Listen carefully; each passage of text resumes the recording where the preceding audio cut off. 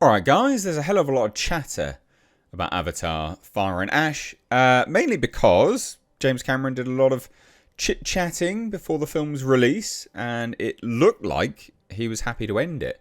Now the movie's come out, end the franchise there. Now the movie's come out, and the box office was great opening weekend. Like, most movies would be incredibly happy to have that as an opening weekend. For an Avatar film, it is diminishing in terms of the box office that they have had. The interest seems to be waning. That's just looking at the numbers.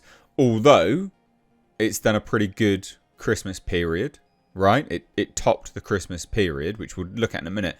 But all that being said, we're still getting weird comments like this from James Cameron.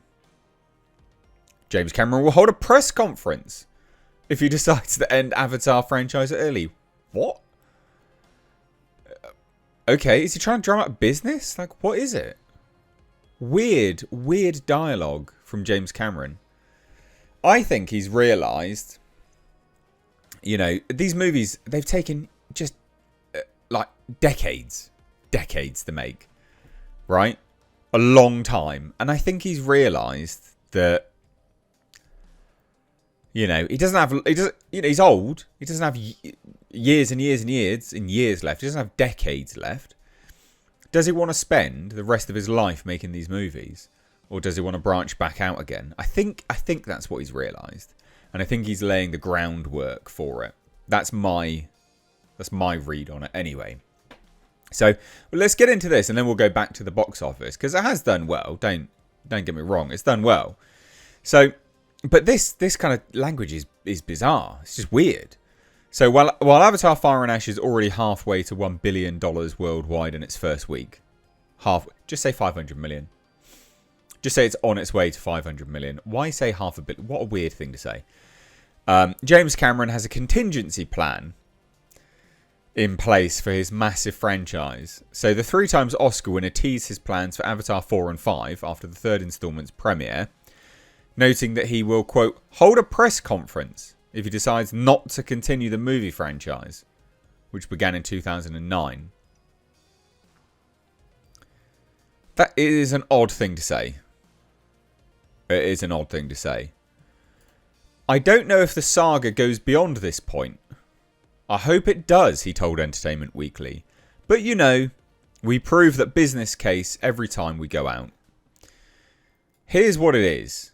If we don't get to make 4 and 5, for whatever reason, I'll hold a press conference and I'll tell you what we're going to do. How's that? So he also noted that despite there being no business model for it anymore, Cameron also wants to novelise the films, noting it might be good to have the canonical record of what it was all supposed to be. I mean, there is a business model for it. It's just not a huge business model, but there is. If you did like print on demand rather than pre-printed novels, I think there's a business case for that, for sure. Very strange comments. Super strange comments. Despite already filming some scenes for Avatar 4, Cameron previously said on Deadline's Behind the Lens of the possibility of another film. I always say if, but will it be, will it be profitable enough? And only we will know that. And this comes off the back of saying stuff like this, right? James Cameron on his third Avatar. Why isn't committing more yet and getting close to Fantastic Voyage remake? Like, what? Again, I don't want to commit to any more. So, okay, that's bizarre, but all right. Very strange things. This is that commentary here. I always say if. Doesn't know if it's profitable, which makes sense because it costs so much bloody money. But speaking of money, it has done well. Right? But again, that kind of dialogue is strange. You don't have to be a rocket scientist to figure that out. It is odd dialogue that he's saying. But yeah, so we have this stuff. Avatar Fire and Ash heads to $214 million, which is brilliant. That's great for domestic. Good for theatres as well. I'm not one of these people that, as much as I didn't like Fire and Ash, I thought it was a terrible film. And actually fucking ridiculous. I want films to be relatively successful. They clearly have their audience, but I want films to be successful if they're good because it saves theatres. I want theatres to continue. So this was the Friday PM update. So yesterday at the time of recording this. I'm recording this on Saturday, the 27th. The 27th of December.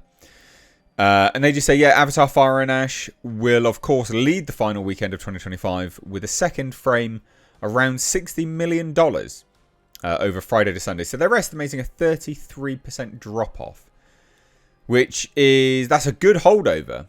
But we don't know if that's the case yet. Right? That's just a prediction. It's an estimated.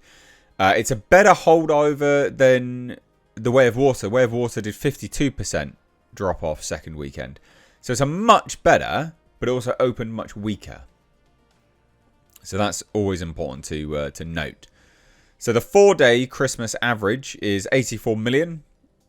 And so, yeah, and that's great with Christmas anyway. So that stands at 22 million Friday, yesterday. So running Cume by Sunday of 213. That's what it's looking to do. If it holds where they're suggesting it will. So not bad. Not bad. Not great. Not horrendous. But again, like I said, it's this kind of dialogue which I find strange. I'm going to hold a press conference. It's like, are you ending it or not? What are you doing? Stop with the teasing, mate. All right. And then this article just sort of compiled a lot of things. I don't know if it will hit 2 billion. I'm still happy to say I don't know if it will. You know, I'm struggling to see that $2 billion worth. But maybe it will. And so top 10 Christmas Day, Avatar Fire and Ash did $24 million Christmas Day. Pretty bloody good. You know, for a Christmas Day, that's great. But also, things like Marty Supreme did brilliantly. Amazingly, Anaconda did really well. 9.1 million for Anaconda. Like, what? That's crazy. Isn't it? Anaconda, a meta remake. Okay. That's mad. You know, the overall numbers aren't brilliant, but 9.1 just on Christmas Day. Crazy. And you got that little movie, David. Again, that's a story of David versus Goliath. That's done, again, really well for, again, a small little film. So there you go. Don't have much else to say, really. Is Fire and Ash coming to an end? Will it die? Who knows? But all this talk of it ending from Cameron, it does make you wonder. So leave your thoughts down below. Would love to hear it. Take care. Bye-bye now.